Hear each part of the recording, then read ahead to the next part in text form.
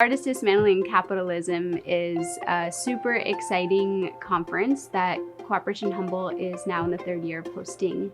And it's actually the first event that I ever attended at the first one they did. The first time living in Humboldt County where I was like, whoa, here's my people. Like, there are people thinking about racism and classism and the systems that are set up in our society and the ways that they don't work for most of us.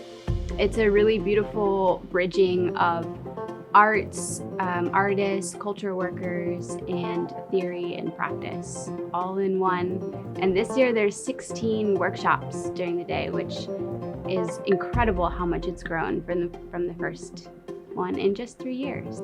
So an event like Artists Dismantling Capitalism is a really great way for a social change organization like Cooperation Humboldt to utilize the skill sets that artists have. Artists are visionaries and they're makers, and they and we as artists have the ability to imagine new worlds and new ways of being and solving problems in ways that our more logical thinking brained community members might not have the scope to see.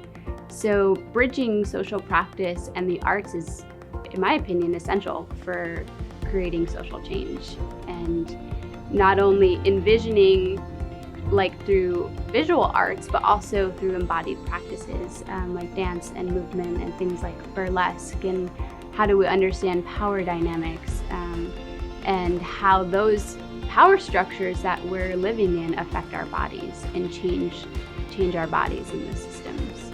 In my last semester of college, during my thesis presentation, my advisor called me an artist in front of the community I'd gathered to share my work with. And I remember blushing and being kind of embarrassed and being like, oh, I don't think I'm an artist.